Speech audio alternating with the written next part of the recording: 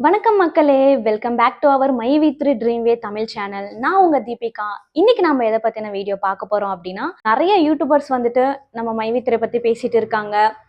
சில பேர் வந்து ஃபுல் அண்ட் ஃபுல் நெகட்டிவாக பேசிட்டு இருக்காங்க.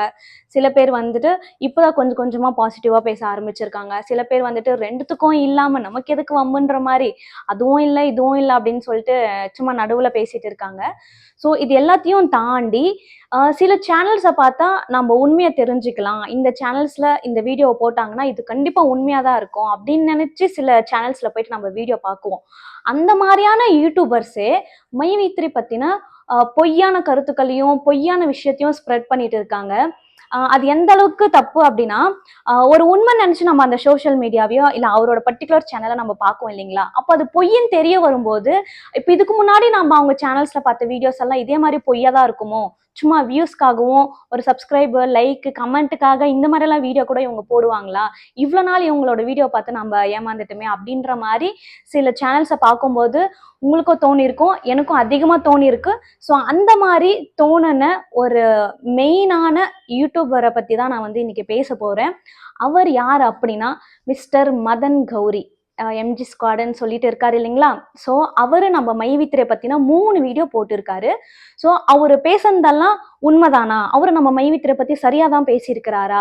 இல்லை அவர் சொன்னதில் எது உண்மை எது பொய்?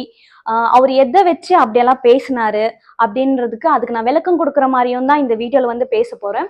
ஸோ இந்த வீடியோ நீங்கள் பார்த்துட்டு அது உண்மையா இல்லை இது உண்மையா எது கரெக்டாக இருக்குன்னு சொல்லிட்டு நீங்களே யோசிங்க மக்களே. ஸோ இன்னைக்கான வீடியோக்குள்ளே நம்ம போகலாம் வாங்க. எம்ஜி ஸ்குவாட் அப்படின்னு சொல்லுற மிஸ்டர் மதன் கௌரி, அவர் சேனலோட சப்ஸ்கிரைபர்ஸ் நிறைய பேர் இருக்காங்க. அவர் நிறைய விஷயம் பற்றி பேசியிருக்காரு. அல்கரிதம், சோஷியலிசம், அரசியல் அப்படின்னு சொல்லிட்டு பொதுவாக இருக்கிற நிறைய விஷயத்த பற்றி பேசியிருக்கிறாரு. நானும் அவரோட சேனலில் நிறைய வீடியோஸ் வந்து பார்த்துருக்கேன். ஆனால் இது வரைக்கும் நான் பார்க்கும்போது எனக்கு தெரிஞ்சது எல்லாமே இவர் கரெக்டாக பேசுகிறாரு, இவர் உண்மையாக தான் பேசுகிறாரு அப்படின்ற மாதிரி தான் இது வரைக்குமே நானும் இருந்தேன். நிறைய பேர் இப்போவும் அப்படி தான் நினச்சிட்டு இருக்குவீங்க.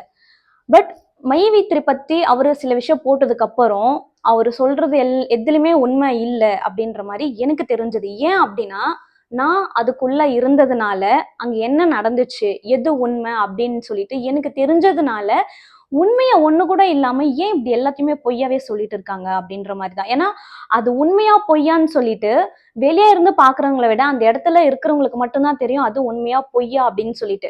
ஸோ அதனால உள்ள இருந்த எனக்கு தெரியும் எது உண்மை எது பொய் எது இப்போ கரெக்டா இருக்கு இல்லை என்ன சுச்சுவேஷன் இருக்கு அப்படின்னு சொல்லிட்டு.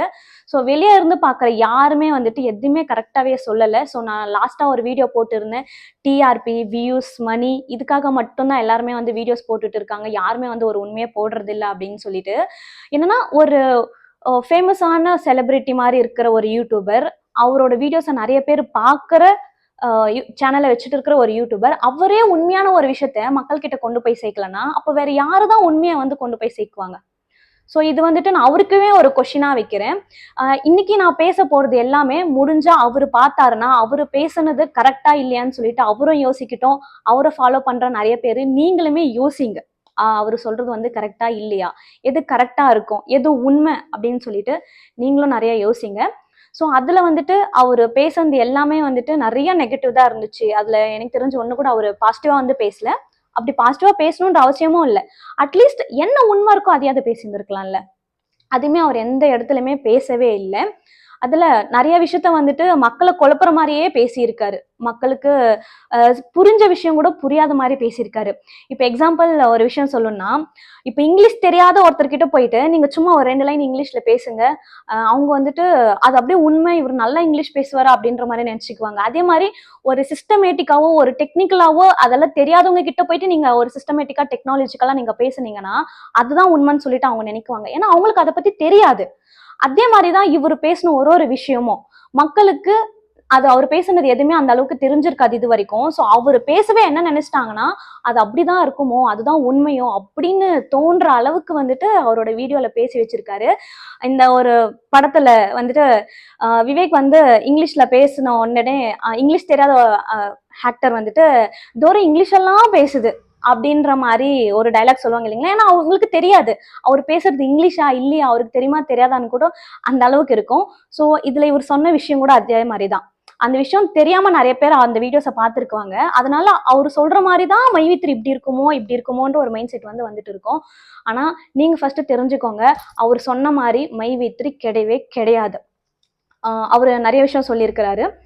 இப்போ நம்ம ஒன் பை ஒன்னா போவோம். ஃபர்ஸ்ட் அவர் சொன்ன விஷயம் மைவித்ரி ஒரு ஸ்பாஞ்சி ஸ்கீம், பிரமிட், சதுரங்க வேட்டை, எம்எல்எம், அப்படி இப்படின்னு சொல்லிட்டு நிறைய விஷயம் சொல்லியிருக்காரு. மக்களே, ஃபர்ஸ்ட் நீங்க தெரிஞ்சுக்கோங்க, மைவித்ரி எம்எல்எமோ ஸ்பாஞ்சி ஸ்கீமோ இல்லை இந்த சதுரங்க வேட்டை, பிரமிட் ஸ்கீம், இந்த மாதிரி எதுவுமே கிடையவே கிடையாது. Maivithri it's a traditional marketing, full and full product பேஸாக வச்சு மட்டும்தான் மைவித்ரி ஆட்ஸ் மார்க்கெட்டிங் பண்ணிட்டு இருக்காங்க. ஸோ அது உங்களுக்கு traditional marketing plus trending marketing, இது ரெண்டையும் ஒன்று இணைச்சது மட்டும்தான் மைவித்ரி ஆட்ஸ். ட்ரெடிஷ்னல் மார்க்கெட்டிங்ன்றது மைவித்ரி ஆட்ஸோட ஸ்டோர்ஸ், ட்ரெண்டிங் மார்க்கெட்ன்றது மைவித்ரி ஆட்ஸோட ஆப். மைவித்ரியில ப்ராடக்ட்ஸ் இருக்கு. அந்த ப்ராடக்ட்ஸை அவங்களோட மைவித்ரியோட ஓன் ஸ்டோர்ல நீங்க பர்ச்சேஸ் பண்ணிக்கலாம். இப்போ என்னென்ன ப்ராடக்ட்ஸ் இருக்குன்னு தெரிஞ்சாதானே நீங்க போயிட்டு பர்ச்சேஸ் பண்ண முடியும். ஸோ அந்த ப்ராடக்ட்ஸை பத்தி நீங்க ஃபர்ஸ்ட் தெரிஞ்சுக்கணும். ஸோ நான் தெரிஞ்சுட்டு அப்புறமா போயிட்டு நீங்க பர்ச்சேஸ் பண்ணிக்கிறேன்னு நினைக்கிறீங்க அப்படின்னா, நீங்க அதுக்கு முன்னாடி மைவித்ரியோட ஆப்ல நீங்க ஒரு மெம்பரா ஜாயின் பண்ணிட்டு, ஸோ ஆப்ல நீங்க என்னென்ன ப்ராடக்ட் இருக்குன்னு தெரிஞ்சுட்டு கூட நீங்க அதுக்கப்புறமா போயிட்டு ட்ரெடிஷ்னல் மார்க்கெட்டிங்கான மைவித்ரியோட ஸ்டோர்ல ப்ராடக்ட்டை பர்ச்சேஸ் பண்ணலாம்.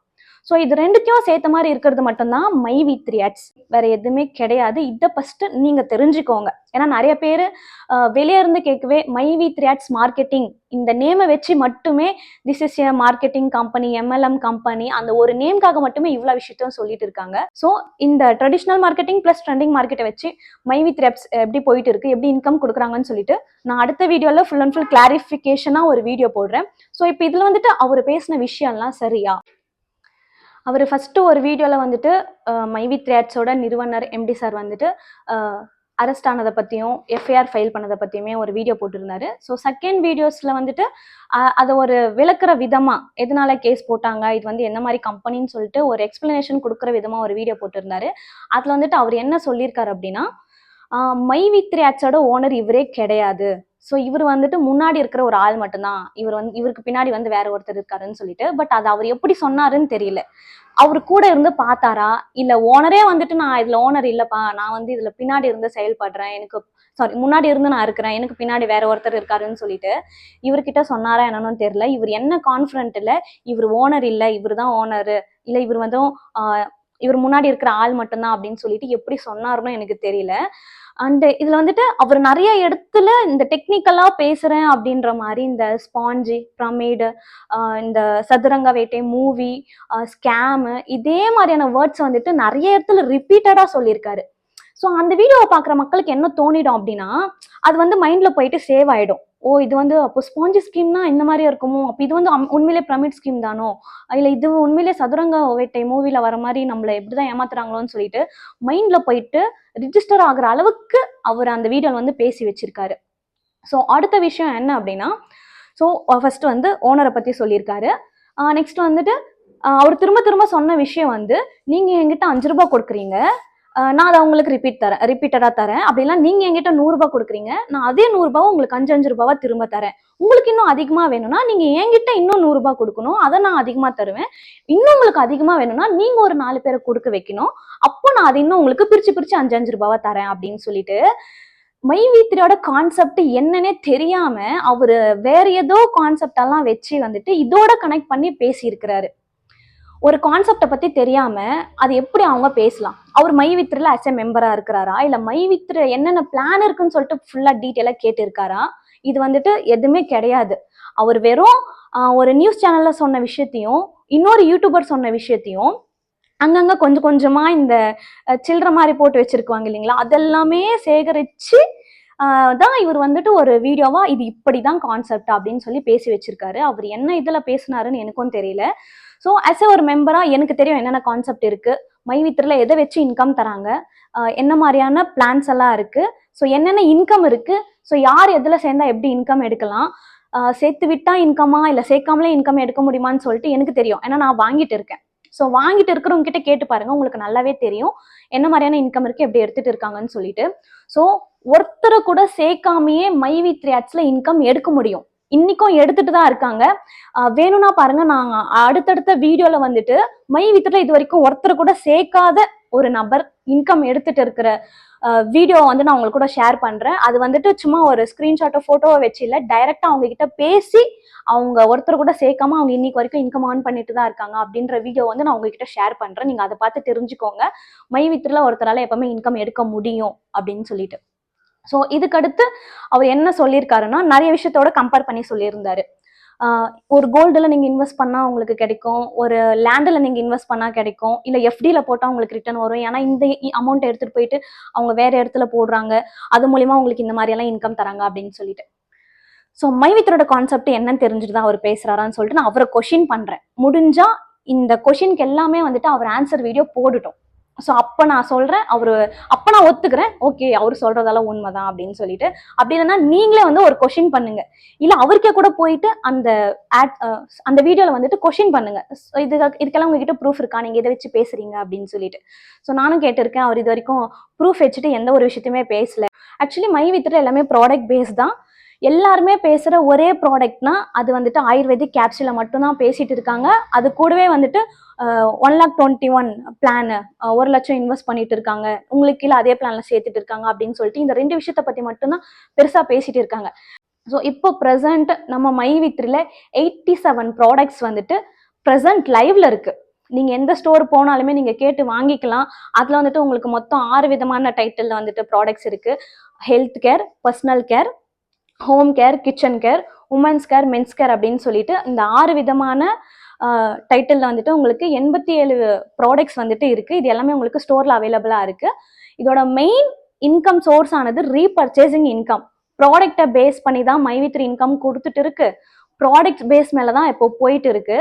ஆனா இது தெரியாம எல்லா மைவித்ரில வந்துட்டு கிரவுண்ட் பிளான்ல சேர்றாங்க, அவங்களுக்கு கீழே சேர்க்க வைக்கிறாங்க, 1,00,000 போடுறாங்க, இந்த 1,00,000 டிவைட் பண்ணி கொடுக்குறாங்க, அவங்களுக்கு கீழே சேர இவங்களுக்கு வருது, இப்படி போக போக ஒரு இடத்துல ஸ்டாப் ஆயிடும் அப்படின்னு சொல்லிட்டு இருக்காங்க.